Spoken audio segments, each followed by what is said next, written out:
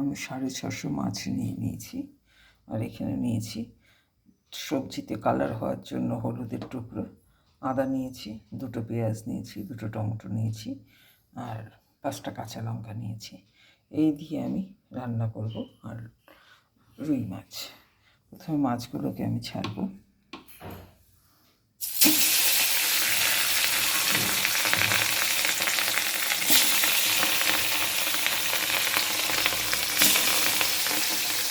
মাছগুলো কেটে দেবেন। মিক্সি 2টো টমেটো কেটে এই যে মিক্সিতে এটা পেস্ট করে নেব। আর এখানে দেখুন হলুদ কুচিয়ে রেখেছি, আদা কুচিয়ে রেখেছি, আদাটা একটু বেশি দেবো, এর সঙ্গে একটু জিরে দেবো, এবং লঙ্কাও কুচিয়ে রেখেছি, এটা সবটা পেস্ট করবো। দেখুন এর সঙ্গে দিয়ে দিলাম 1 চামচ গোটা জিরে। এখানে আদা হলুদ এগুলো পেস্ট হয়েছে, এটা গোটা জিরেটাও পেস্ট করে নেব। দেখুন মাছটা ভাজা হয়ে গেছে, লাল হয়ে। ভেজে নিলাম বিনস আর আলু, এটা দিয়ে মাছের ঝোলটা আমি করবো। এটাও কড়কড়া করে ভেজে নেব, এবারে তুলে ফেলব। ওই তেলের সঙ্গে দিয়ে দিলাম কিছুটা পরিমাণ সর্ষের তেল, দিলাম কিছুটা কালো জিরে ফোড়ন, দিয়ে দেবো এবার পেঁয়াজটা ভেজে নেব।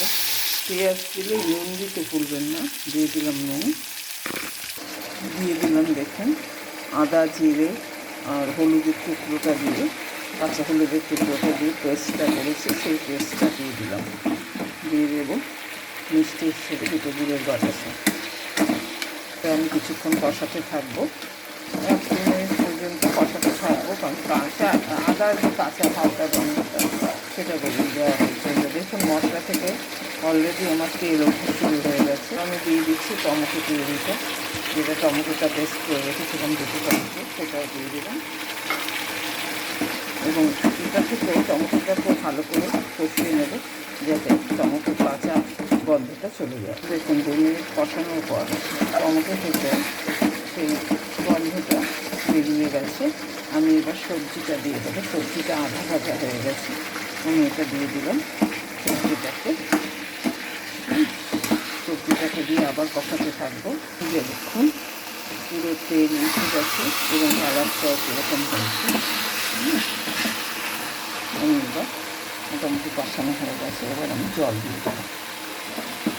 এদিকে পাত্রে গরম জল বসিয়েছি, এই গরম জলটা আমি দিয়ে দিচ্ছি। গরম জল আপনারা ঠান্ডা জলও দিতে পারেন, তবে গরম জলে স্বাদটা ভালো হয়। দেখুন আমি কিন্তু কাঁচা হলুদ দিয়ে রান্না করলাম, আর দিলাম শুকনো লঙ্কাও দিলাম, কাঁচা লঙ্কা, তাতেও দেখুন কালারটা কত সুন্দর এসছে। কাঁচা হলুদের তরকারি, অথচ দেখুন কালারটা কত সুন্দর এসছে। গরম জল দিয়ে দিয়েছি, এবার আমি ঢেকে দিচ্ছি। দেব এবার মাছগুলো,